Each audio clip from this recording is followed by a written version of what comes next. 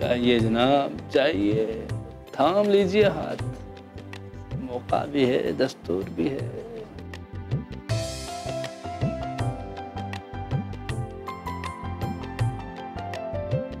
आपको यहाँ देखकर ताज्जुब हुआ, बल्कि यूं कह लीजिए कि अपनी आंखों पर यकीन नहीं हो रहा है। ताज्जुब का दूसरा नाम है जीनत, आपके लिए। इसकी क्या जरूरत थी? आप आ गई, यही क्या तोहफे से कम है? वैसे आपके आने से हमारी दावत में 4 चांद लग गए। बस बस हुजूर, अब मुझे आसमान पर बिठाना बंद करें। वैसे आप गलत फरमा रहे हैं। मेरे आने से आपकी महफिल में 4 नहीं बल्कि 5 चांद लग गए। अच्छा, वो कैसे? लोग मुझे भी चांद कहते हैं। माशाअल्लाह। वो गाना सुना है, चौदहवीं का चांद। बस बस हुजूर, अब मेरी तारीफ करना बंद करें, क्योंकि दिन तो आज आपका है। क्या जोरदार इंतजाम किया है आपने। वैसे क्या नोश फरमाएंगे आप? याद है मैंने आपसे कहा था कि हमारी अगली मुलाकात में आपको इतना वक्त तो देना ही होगा कि ठंडा या गर्म जो आपकी मर्जी हो पिला सके। तो आपकी मर्जी, और वैसे भी फर्दे हिसाब भी आपको ही देना है। आइए।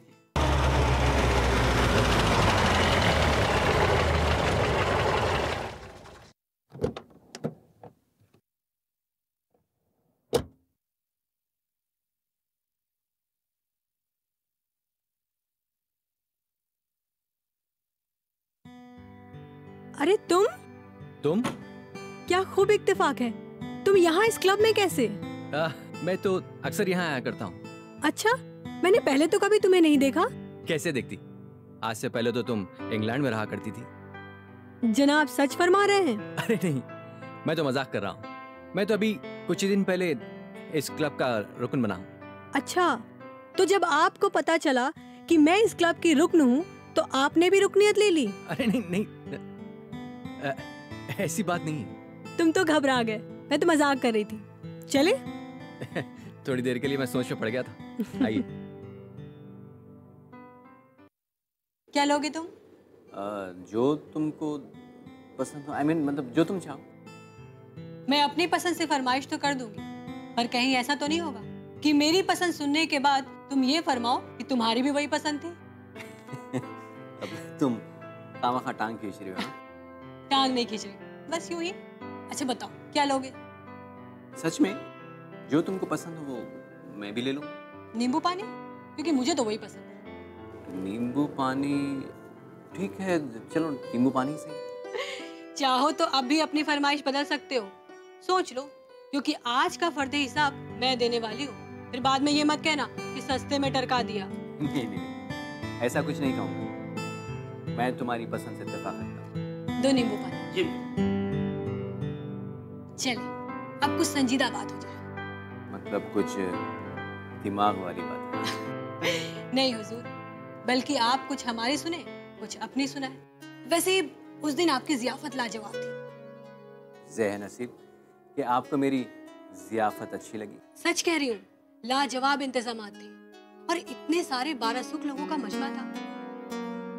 इससे पता चलता है कि तुम्हारा आला ओहदेदारों और साहिबे सरबत लोगों से अच्छा राब्ता है। और लेकिन मुझे तो तुम्हारी किसी और बात ने मुतासिर किया। कौन सी? 51 लाख। कुछ याद आया? तुम जमीन की नीलामी वाली बात कर रही हो? जी हुजूर, तुम्हारी आमद का क्या कहना, सुभान अल्लाह।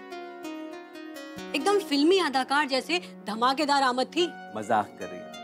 नहीं, सच में मैं बिल्कुल मजाक नहीं कर रही हूँ। अगर तुम मेरा यकीन करो तो तुम्हारी उस अदा की मैं मुरीद हो गई थी। इसलिए तुमने मुझे अपने दफ्तर में नहीं पहचाना, फिर से टांग खींचना शुरू कर दिया? यार तुम्हारी लंबाई माशाल्लाह वैसे ही काफी है, और अगर मैंने जरा से भी खींच ली ना तो गिनीज बुक में अपना नाम दर्ज करवाने के लिए तुम अभी से निकल भागोगे।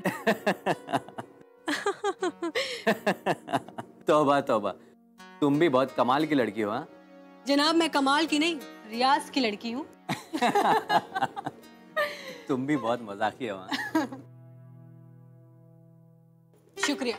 और सुनो, फर्दे हिसाब साहब देंगे।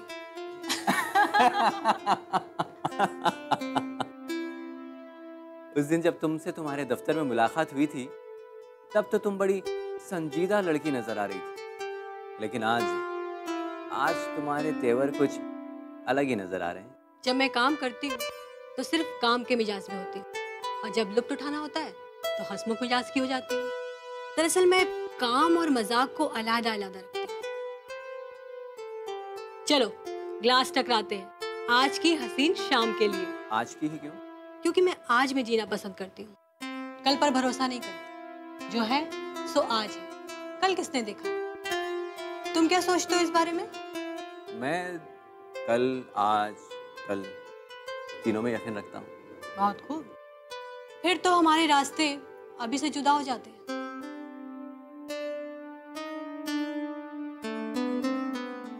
मैं मजाक कर रही थी।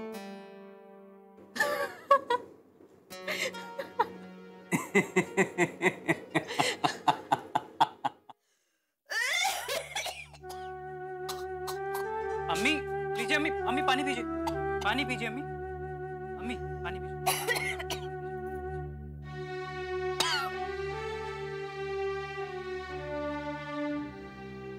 ये मुआ बुखार मेरा पीछा ही नहीं छोड़ता। कितने दिन हो गए, ठीक होने का नाम ही नहीं लेता। और ऊपर से ये शदीद सर दर्द, ऐसे लगता जैसे सर में कोई लगातार हथौड़े चला रहा हो। और मेरी बीमारी की वजह से तुम दोनों ही परेशान हो। अम्मी इसमें परेशानी की क्या बात है? हमें तो बस आपकी सेहत की फिक्र रहती है। भला आपकी खिदमत करने में हमें परेशानी किस बात की? जीते रहो मेरे बच्चे, जीते रहो मेरे लाल। मैं तुम्हारी मुसीबत समझती हूँ। मेरी बीमारी की वजह से तुम्हारी और बन्नों की पढ़ाई का काफी हर्ज हो गया है। अम्मी ये लीजिए, डॉक्टर। ये मुंह दवाएं खा खा कर मैं तंग आ चुकी हूँ। मेरे मुंह का जायका ही चला गया। अच्छा तू ये बता, डॉक्टर साहब क्या कह रहे थे, मैं कब ठीक होंगी? डॉक्टर ने कहा है कि अगर आप इन दवाइयों से ठीक नहीं हुई तो फिर हमें बड़े डॉक्टर साहब को दिखाने के लिए अस्पताल जाना पड़ेगा। या अल्लाह, ये एक और नई मुसीबत। भाईजान आप जाइए और पढ़ने बैठ जाइए, मैं अम्मी की देखभाल कर लूंगी, ठीक है? और हाँ, मैं अम्मी के लिए खाने में खिचड़ी बना रहे हैं, अगर आप कहें तो मैं कुछ और बना दूं आपके लिए। नहीं बन्नो, मेरे लिए भी खिचड़ी बना ले। और एक काम और करना, जल्दी से अपना काम निपटा कर तू भी पढ़ने बैठ जा, तेरे भी तो इम्तिहान सर पर हैं। जी भाईजान। देखिए भाई जी, अब तक तो हमने आपको हसमुख और जसू भाई के मुकदमे में हर पेशी में पेश होने से बचा रखा था, लेकिन इस पेशी में आपको पेश होना ही पड़ेगा। क्या ये जरूरी है? भाई इसके सिवा कोई और रास्ता है ही नहीं। अगर इस पेशी पर आप पेश नहीं हुए तो आपका गैर जमानती हुक्म में गिरफ्तारी निकल जाएगा, और आप तो जानते ही हैं कि ये कितनी बुरी बात है। ठीक है प्यारेलाल जी, इस बार मैं पेश हो जाता हूं, लेकिन प्यारेलाल जी इस मामला से जितना जल्दी हो सके मेरा पीछा छुड़ा दीजिए। भाई पीछा तो छूट सकता है, लेकिन खर्चा थोड़ा बढ़ जाएगा। खर्चे की फिक्र आप मत कीजिए, जितना भी पैसा लगेगा मैं दे दूंगा। तो भाई ठीक है, आपका काम हो गया समझो। बेगम, बेगम, हाँ? किस सोच में डूबी हो? कुछ भी तो नहीं। मैं पूछ रहा था क्या सोच रही हो? कब से देख रहा हूँ, न जाने किन ख्यालों में गुम हो। कुछ भी तो नहीं सोच रही। तुम क्या समझती हो? तुम मुझे कुछ बताओगी नहीं तो मुझे पता भी नहीं चलेगा। कुछ भी तो नहीं छुपा रही आपसे। अच्छा, अपनी बीमारी के बारे में नहीं छुपाया तुमने? तुम क्या समझती हो कि तुम मुझे कुछ नहीं बताओगी तो मुझे खबर नहीं पड़ेगी। आपको कैसे पता चला? अच्छा, और ये भी भूल गई कि तुम्हारा खाविंद एक पुलिस वाला है, और पुलिस वालों की नजर और नाक बहुत तेज होती है, और उनसे कुछ छिपाना एक हिमाकत ही होगी। अब साफ साफ बताओ, क्या सोच रही थी? मैं सोच रही थी कि खुदा न खास्ता मुझे कुछ हो गया तो आपका ख्याल कौन रखेगा? तेरे की खोदा पहाड़ और निकली चुहिया, ये भी कोई सोचने की बात है? अरे तुम फिक्र मत करो, तुम्हारे ऊपर जाते ही मैं दूसरे ही दिन दूसरा निकाह कर लूंगा, तो आ जाएगी मेरी देखरेख करने वाली। अच्छा, इस उम्र में भी दूसरी बीवी लाने का ख्याल है आपके मन में?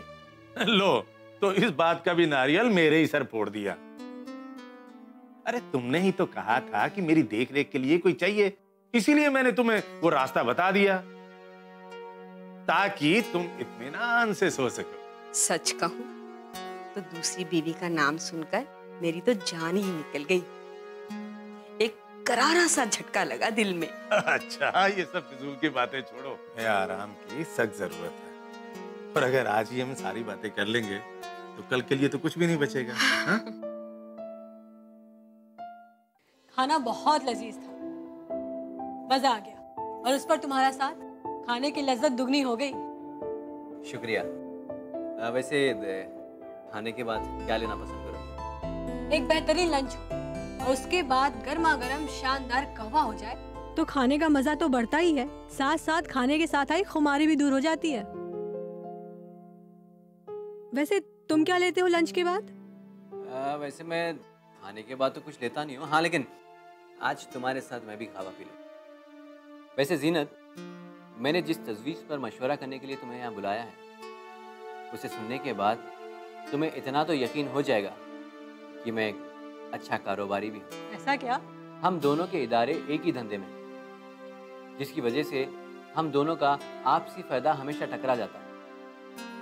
जब भी हम दोनों के इदारे किसी भी कारोबार के लिए आमने सामने आएंगे तो किसी एक का नुकसान होना तय है, और हमारी इस आपसी खींचातानी में फायदा किसी और का होगा। ऐसे में मेरी एक तजवीज़ है, क्यों ना हम आगे से सलाह मशवरा कर कर काम करें। जरा तफसील से बताओ। मैं ये कहना चाहता हूँ कि जिस जायदाद पर हम दोनों इदारों की नज़र हो, उसकी नीलामी में जाने से पहले क्यों ना हम आपसी सलाह मशवरा कर लें, ताकि वो जायदाद को खरीदने की कीमत पहले से तय कर ली जाए, और हम इस हद तक बोली लगाएं कि एक दूसरे के आमने सामने होने से बच जाए, और हमें जायदाद भी काफी मुनासिब दामों पर हासिल हो जाएगी। तजवीज़ तो अच्छी है, पर सवाल ये उठता है कि उस जायदाद को हम दोनों में से कौन खरीदेगा? इसका फैसला कौन करेगा? इसका फैसला तुम करोगी। सोच लो, तुम बहुत बड़ी बात कह रहे हो। आज के जमाने में किसी पर इतना यकीन, और वो भी इतने कम वक्त में, क्या ये सही है?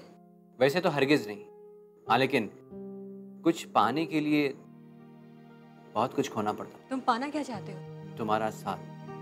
क्या? तुम्हारी दोस्ती। मुझे एक सच्चे दोस्त की तलाश है अपनी जिंदगी में। हाथ मिलाने वाले कई मिलते, लेकिन हाथ मिलाकर दोस्ती निभाने वाला कोई नहीं मिलता। मैं जिंदगी में एक ऐसा दोस्त पाना चाहता हूँ जिसकी दोस्ती पर मैं एतबार कर सकूं, जिसकी दोस्ती पर मैं नाज कर सकूं। पर तुम ये कैसे कह सकते हो कि मैं तुम्हारी अच्छी दोस्त बन सकती हूँ? मोहतरमा, ताड़ने वाले क़यामत की नजर रखते हैं। तुम्हारी ज़हीन शख्सियत मुझसे पोशीदा कैसे रह सकती है?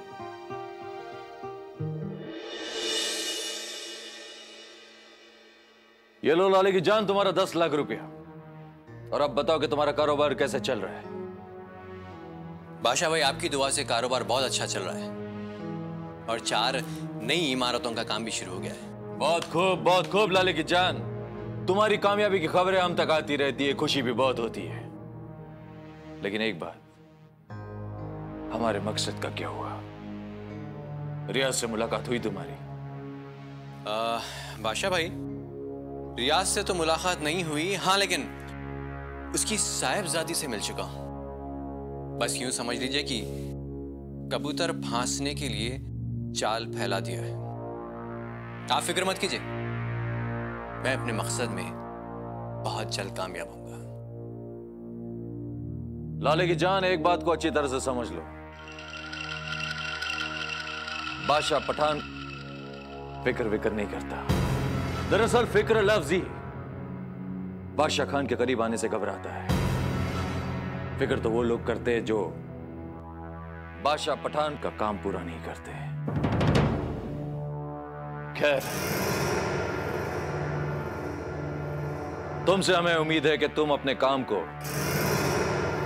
बखूबी अंजाम दोगे। बेटी, देखा जाए तो अफजल की तजवीज है तो अच्छी, पर कारोबार का उसूल कहता है कि किसी के साथ हाथ मिलाने से पहले उस इंसान की नीयत को आजमा लेना चाहिए। एक इंसान अच्छा है वो एक बात है, और वो वाकई अच्छा है ये दूसरी बात है। मेरी उससे जो भी मुलाकातें हुई हैं, उनमें वो जिस तहजीब और खुलूस से पेश आया, उससे तो मुझे काबिल एतमाद इंसान लगा। अगर बेटी, एक बात पर गौर करना बहुत जरूरी है। वो क्या अब्बू? अफजल ने हमारे सामने ही ये तजवीज क्यों रखी?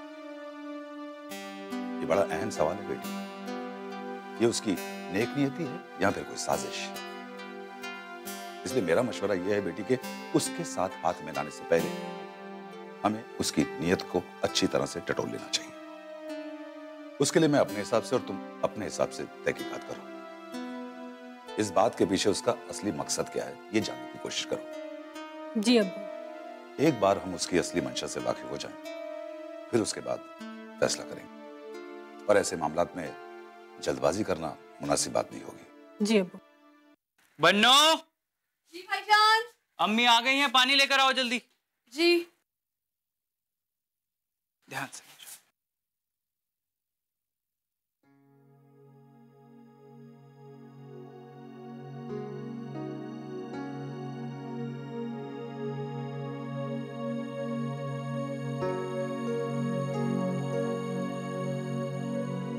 भाईजान, अस्पताल के डॉक्टर साहब ने क्या बताया अम्मी की तबीयत के बारे में? अरे क्या बताएंगे, एक के बाद एक जांच करवाएंगे और मरीज को हलकान कर देंगे। और क्या? बन्नो, उन्होंने अम्मी के सर का एक्सरे लिया है। डॉक्टर का कहना है कि इत्तला आने पर ही दर्द का सही पता चल पाएगा। ये अस्पताल वालों का क्या एतबार, छोटी छोटी बीमारी को बड़ी बड़ी बताकर मरीज को डरा देते हैं। अरे मुझे हुआ ही क्या है, हल्का सा तो सिर में दर्द है, जो 2-4 गोलियां लिख देते, मैं खा लेती, ठीक हो जाती। पर नहीं, उन्हें तो अपना पैसा खड़ा करना है, तो करवाओ एक्सरे। पर अम्मी, अस्पताल के डॉक्टर साहब ने कुछ सोच कर ही एक्सरेस करवाए होंगे ना? ये जो उन्हें पैसे दिए हैं ना, उनसे मेरे सर का दर्द और बढ़ गया है। अम्मी, अभी आप आराम कीजिए, लेट जाइए।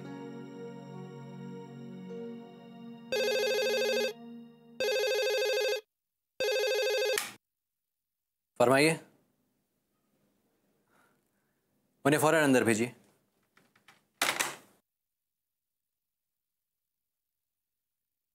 रीता जी। ये बाकी के चेक हम बाद में साइन। शुक्रिया। खुशामदीद, खुशामदीद। वो आए हमारी बज़्म में, इतना तो अमीर ने देखा, फिर उसके बाद चरागों में रोशनी ना रही। वल्लाह, आप तो शायराना मिजाज हुए जा रहे हैं। तो ठीक है, हम भी वैसे ही जवाब देते हैं कि हुजूर ने तो जर्रे को आफताब बना दिया। आइए बेटी। है, ये शेरो शायरी छोड़िए, क्योंकि जो शायर होते हैं ना, वो बहुत जज्बाती होते हैं और आप ठहरे कारोबारी। अब कारोबार में जज्बात का क्या काम? मैं तो बस आप पर असर डालने के लिए शेर सुना रहा था। अब और कितना असर डालोगे? देखो, बिना बुलाए तुमसे मिलने चली आई। सच? नहीं, बस यूं ही मजाक कर रही हूँ। दरअसल मैं यहाँ से गुजर रही थी, तो दिल ने कहा कि चलो, अगर तुम दफ्तर में हो तो तुमसे मिलते चले। बस एक मौका लिया। बहुत अच्छा किया। देखिए ना, आपके आने से दफ्तर में चारों तरफ कितनी बहार आ गई। क्या बात है, हर चीज बड़ी नफीस है यहाँ। तुम्हारी सेक्रेटरी से लेकर मेज पर रखी हर शय तक। तुम्हारी पसंद बड़ी लाजवाब है। तारीफ का शुक्रिया। ये पसंदीदगी ही इस बात का एहसास दिलाती है कि तुम कितने आला खानदान से ताल्लुक रखते हो। पसंदीदगी की तारीफ के लिए शुक्रिया। और जहां तक मेरे खानदान का सवाल है तो मैं आपको साफ साफ बता देना चाहता हूं, मेरा ताल्लुक एक औसत खानदान से है। हालांकि मेरे ख्वाब बड़े ऊंचे थे, जिन्हें पाने के लिए मैंने जी तोड़ मेहनत की है। और आज मैं अपने बूते पर इस मुकाम पर पहुंचा हूं कि आप जैसी शख्सियत के साथ बैठने का शरफ हासिल हुआ है। ये बात तो और भी काबिल तारीफ है। इस बात से काफी मुतासिर हुई हूं मैं। और सुनाइए, आपके अब्बू कैसे हैं? अल्लाह का शुक्र है। अब मुझे लगता है अब मुझे रुखसत लेनी चाहिए। वैसे तो लंच का टाइम हो चुका है। मेरी ये गुजारिश है तुमसे कि अगर हम साथ लंच कर लेते हैं तो। लंच करें? अगर आपको एतराज ना हो तो। एतराज? एतराज तो है। क्या? यही कि आप इतनी खुशी की बात इतना हिचकिचाते हुए पूछ रहे हैं। कादिर भाई, काफी दिनों से ये बात नजर में आ रही है कि अफजल खान और उसकी खान तामीरात बाजार में बड़ी तेजी से आगे बढ़ रही है। जी जनाब, आप बिल्कुल दुरुस्त फरमा रहे हैं। इतने कम वक्त में उन्होंने इतनी बड़ी कामयाबी हासिल की। इसलिए हम चाहते हैं कि आप इस बात का पता लगाएं कि अफजल खान के पीछे कौन है जो उसके इदारे को पैसे मुहैया करा रहा है। मैं सारी बातों का पता लगाकर आपको फौरन बताता हूँ। ठीक है, आप जा सकते हैं। जी।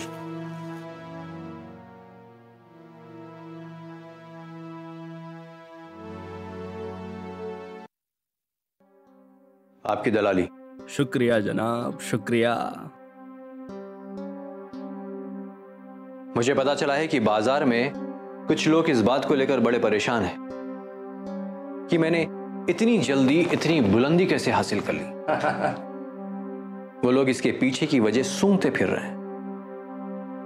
मैं आपको इस बात की ताकीद करना चाहता था कि मेरे पीछे कौन है इसका इल्म किसी को नहीं होना चाहिए। आपको खास तौर पर एहतियात बरतनी होगी। अफजल मियां, आप इस बात से बेफिक्र रहिए पूरी तरह से। मोहम्मद अली अपने होशो हवास में तो क्या, बेहोशी में भी ये बात अपनी जबान से निकालेगा नहीं। मुझे आपसे यही उम्मीद थी। और हाँ, एक और खास काम। खास काम? हाँ, आपको यह पता लगाना है कि रियाद तामीरात में ऐसा कौन सा मुलाजिम है जिसे पैसे की लालच देकर हम अपने साथ कर सकते हैं। ये काम जरा टेढ़ा है, पर फिर भी हो जाएगा, लेकिन इसमें थोड़ा वक्त लगेगा। थोड़ा ही वक्त लगना चाहिए, क्योंकि हमारे पास वक्त की कमी है। जितना जल्दी हो जाए उतना बेहतर है। मैं तकरीबन 10 साल की रही होंगी जब दिल का दौरा पड़ने से मेरी अम्मी का इंतकाल हो गया। अब्बू का कारोबार तब शुरुआती दौर में था। एक तरफ कारोबार की जिम्मेदारियां, दूसरी तरफ मेरी जिम्मेदारियां। अब्बू दोनों को संभाल नहीं पा रहे थे, इसीलिए उन्होंने कलेजे पे पत्थर रखकर मेरा दाखिला माउंट आबू के गर्ल्स हॉस्टल में करवा दिया। पर वहां जाना मेरे लिए खुशकिस्मती की बात हुई। एक तरफ तो हम उम्र बच्चों के साथ कुछ हद तक मैं अपना गम भूल गई, तो दूसरी तरफ मुझ में अकेले ही मुसीबतों का मुकाबला करने की हिम्मत आ गई। इन हालात की बदौलत बचपन से ही मुझ में दुनियादारी की समझ आ गई थी।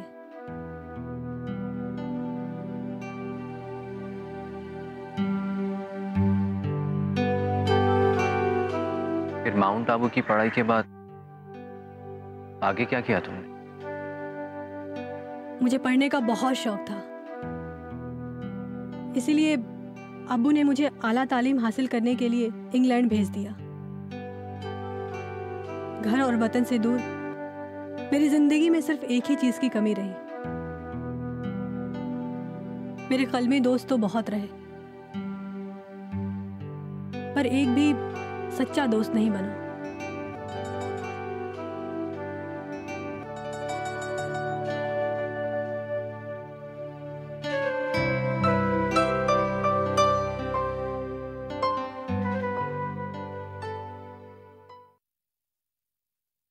गौर से पढ़िए।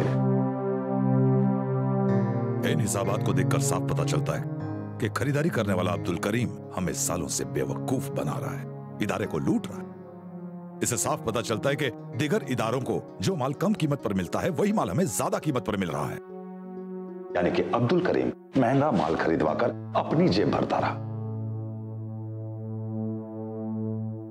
जी जनाब, लगता तो ऐसा ही है। लगता क्या है, सबूत है सामने। ध्यान से देखिए कादिर भाई, जो सीमेंट की बोरी हम 50 रुपए में खरीद रहे हैं वही सीमेंट की बोरी दूसरों को 45 रुपए में मिल रही है, और ये हर माल की खरीदारी में हो रहा है। हमारे इदारे को पता नहीं कब से ये नुकसान हो रहा है।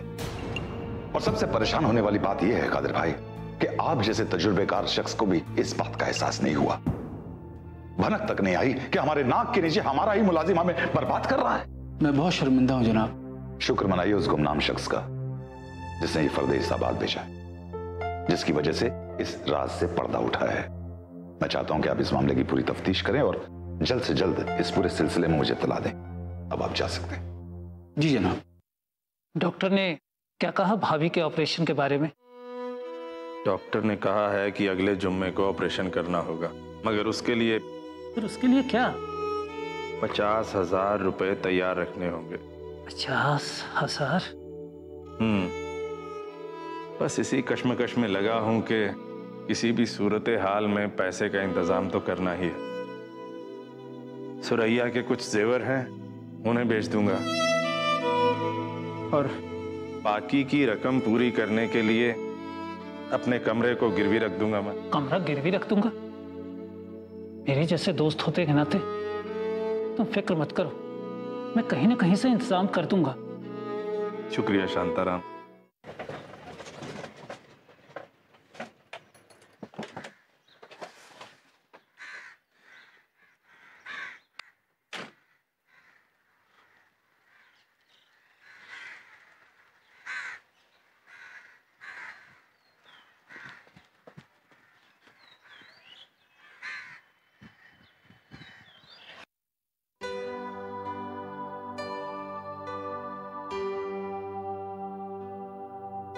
हमारे यहाँ एक नाजिम खरीदारी था अब्दुल करीम, जिसके बारे में किसी गुमनाम आदमी ने हमें ये इत्तला मुहैया कराई कि अब्दुल इदारे के खरीदे जाने वाले माल को ऊंची कीमत में खरीदकर इदारे को भारी नुकसान पहुंचा रहा था।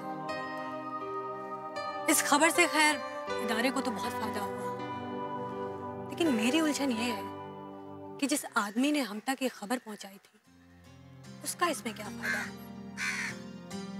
वो आदमी कौन हो सकता है? तुम्हारा हमदर्द?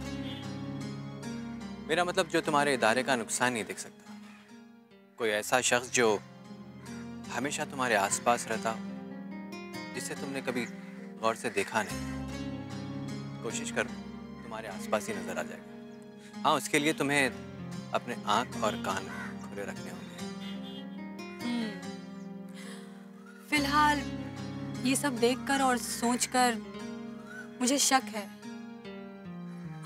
नहीं, पूरा यकीन है कि वो बेनाम हमदर्द कोई और नहीं बल्कि तुम। मैं कैसे हो सकता हूँ? ठीक है, तो यही बात एक बार मेरी आंखों में आंखें डालकर कह दो।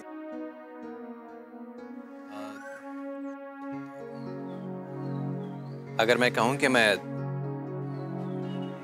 सच कह रहा हूँ तो? मैंने कहा यही बात एक बार मेरी आंखों में आंखें डालकर कह दो। जीनत, मुझे चालबाजी, मक्कारी, धोखेबाजी जैसे कामों से सख्त नफरत है। जब मुझे बाजार में पता चला कि तुम्हारे इदारे की नाजिम खरीदारी इस चालबाजी में शामिल है तो मेरा खून खौल उठा, और तभी से मैंने सबूत इकट्ठा करना शुरू कर दिया। जैसे ही सारे सबूत मेरे हाथ लग गए तो बेनामी से तुम तक पहुंचा दिया। तुमने जो कुछ किया उसकी जितनी तारीफ की जाए वो कम है। तुमने वाकई मेरा दिल जीत लिया। लेकिन एक बात बताओ, तुमने बेनामी चिट्ठी क्यों भेजी? अपना नाम क्यों छिपाया? मैं तुम्हें पहले ही बता चुका हूं। मेरा मकसद तुम्हारे इदारे को नुकसान से बचाना था, अपने लिए नाम कमाना नहीं।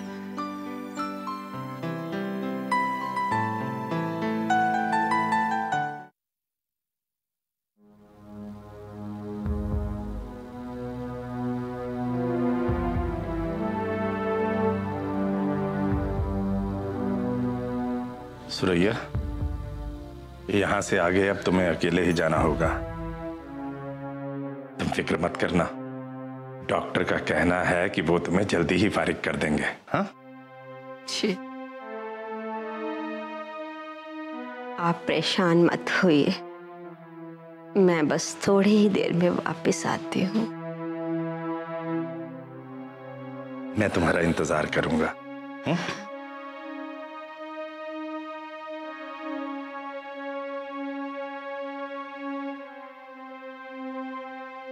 अब्बू जान, अम्मी ठीक तो जाएंगी ना? जरूर ठीक हो जाएगी। तुम दोनों हौसला रखो।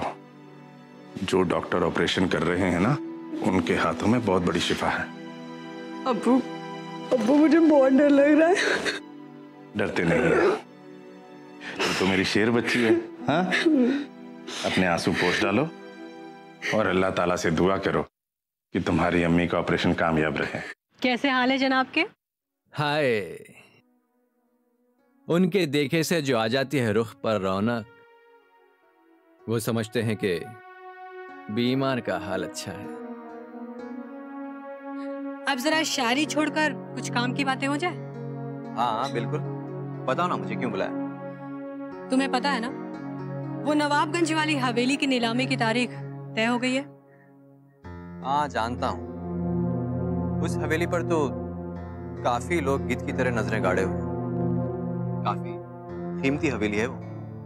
मैं जानती हूँ, इसीलिए वो हवेली किसी और के हाथ में नहीं जानी चाहिए। वो हवेली मुझे चाहिए, हर हालत में। अच्छा, कोई खास वजह है जो तुम उस हवेली को खरीदने के लिए इतनी बेताब हो रही हो? दरअसल उस हवेली से मेरे अब्बू की बहुत सी यादें वाबस्ता है। वो काफी वक्त तक उस हवेली में किराएदार की हैसियत से रहे थे। बाद में उन्होंने उसे खरीदने की कोशिश भी की थी, पर तब मालिक ने इनकार कर दिया था। अब जब हवेली नीलामी में आई है, तो अपने अब्बू की खातिर मुझे वो हवेली चाहिए। वो हवेली मेरी तरफ से मेरे अब्बू को सालगिरह की सौगात होगी। समझ लो कि वो हवेली तुम्हारी होगी। हाँ, लेकिन एक बार अपने अब्बू से मशवरा कर लेना कि उन्होंने उस हवेली की क्या कीमत लगा रखी। बाकी काम तो मुझ पर छोड़ देना। मुझे तुमसे यही उम्मीद थी अफसर। मैं तुम्हारा शुक्रिया कैसे अदा करूं? हाय, शुक्रिया कहकर घायल कर दिया तुमने। दोस्ती में शुक्रिया नहीं होता।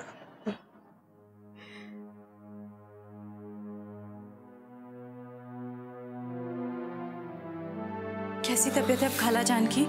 अभी ऑपरेशन चल रहा है, अल्लाह ही जाने क्या होगा। आप बिल्कुल फिक्र ना करें खालू जान, अल्लाह सब ठीक करेगा।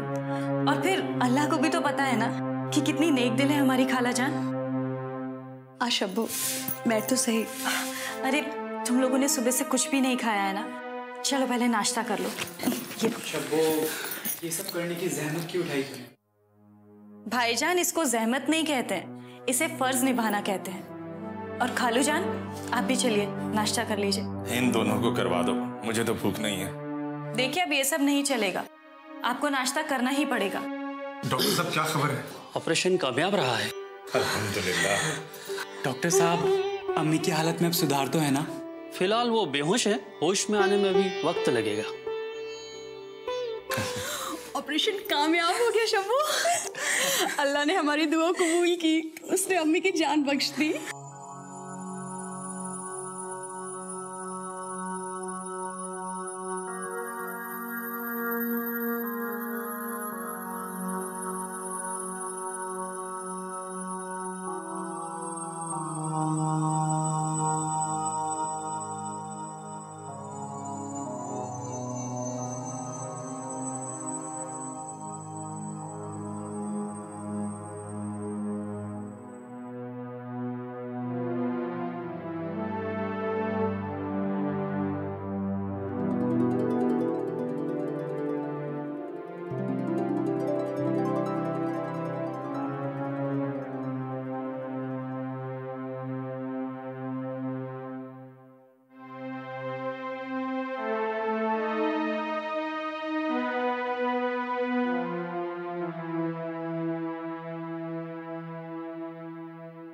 अब्बू, अब्बू मुझे कुछ अम्मी की पुतलियों में हरकत सी मालूम होती है। हाँ।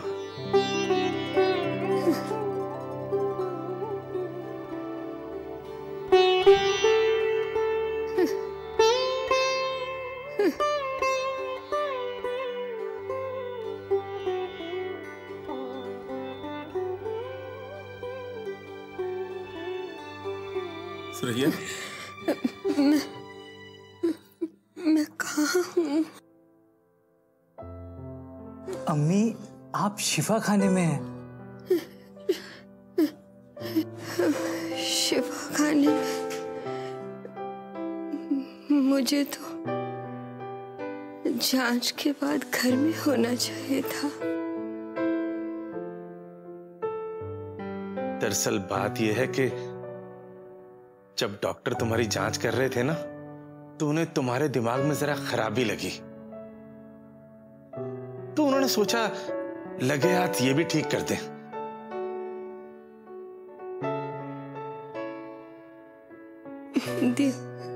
दिमाग में खराबी? कैसी खराबी? अम्मी, अभी आप खुदा के लिए चुप रहिए। अभी आपको आराम की सख्त जरूरत है। आलम ठीक कह रहा है बन्नों की मां। इस वक्त तुम्हारी जगह बोलने की जिम्मेदारी मैं ले लेता हूं।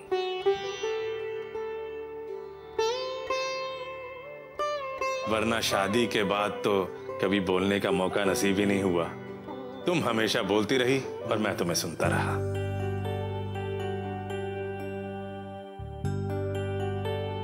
ना ना ना ना ना, अब तुम बिल्कुल नहीं बोलोगी। वो क्या है ना, तुम्हारी बातें मैं इनको बता देता हूं कि तुम क्या कहना चाहती हो। यही कहना चाहती हो ना? ए जी, इन सब के सामने कैसी बातें कर रहे हो जी?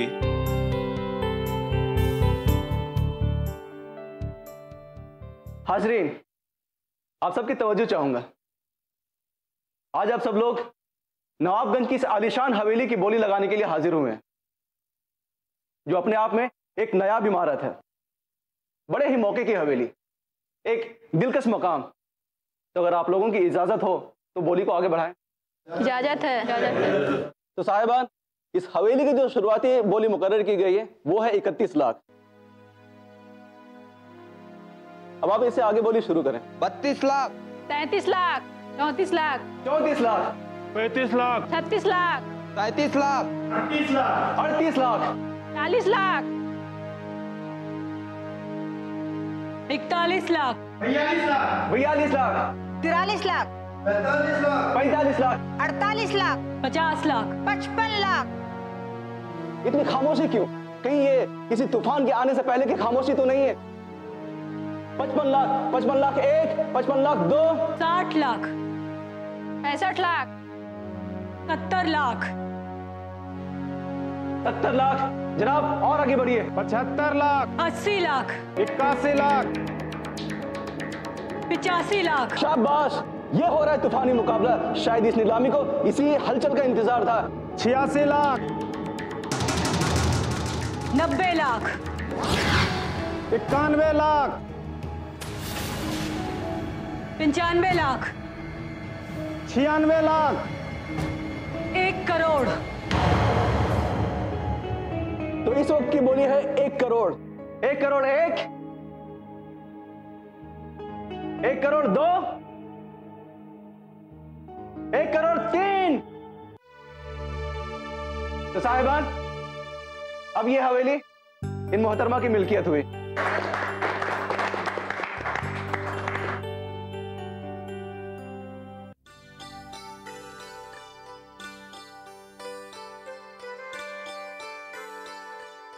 नहीं, बस। नहीं अम्मी, एक तो और लेनी। नहीं, वापस मेरे से नहीं खाई जाएगी, तू वापस ले जा। अम्मी, पन्नू अगर एक बार रोटियां बनाकर ले आती है ना, तो फिर वो उसे वापस नहीं ले जाती, वो उसे खिला ही कर वापस जाती है। चलिए चलिए, अब चुपचाप आप इसे खा लीजिए। हाँ, ये तेरी अच्छी जिद है। हाँ, जिद है। बोलिए क्या कर लेंगी? आप कितनी कमजोर है। अगर आप खाएंगी पिएंगी नहीं तो आपकी कमजोरी कैसे दूर होगी? अरे मैं कमजोर कहाँ हूँ, भली चंगी हूँ। ये तो तूने तो तेरे अब्बू ने बिस्तर पर लिटा लिटा कर मुझे मरीज बना दिया है। मैं तो बिल्कुल तंदुरुस्त हूँ। बल्कि मैं तो ये सोचती हूँ कल से सारे घर का कामकाज मैं खुद करूंगी। नहीं अम्मी, इतनी क्या जल्दी है आपको? हाँ, सारे काम मैं संभाल तो रही हूँ ना। आप कुछ दिन अभी और आराम कीजिए, ठीक है? और अब क्यों तकलीफ करेंगी? इसमें दो बातें,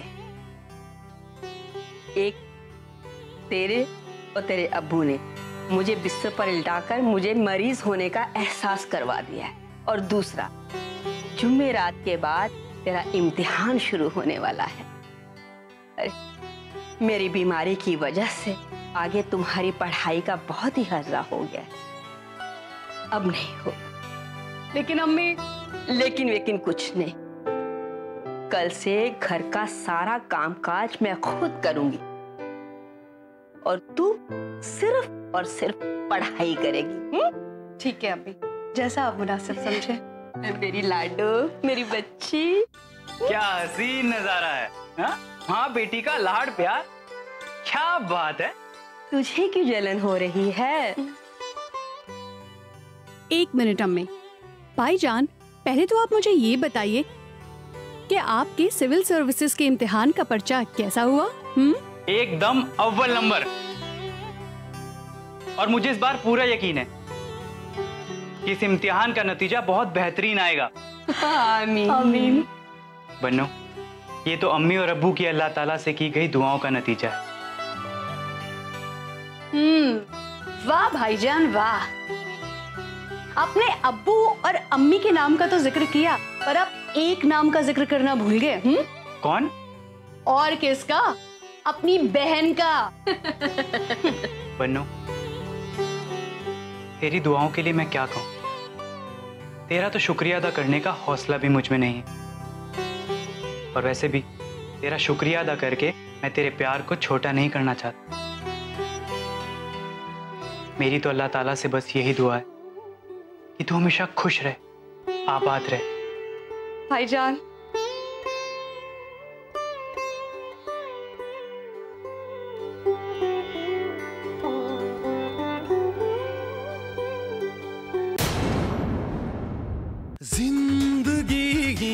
जिंदगी का हर सफर खुशियां रहे या रहे गम की सजा। क्यों बेचैन है हर कोई,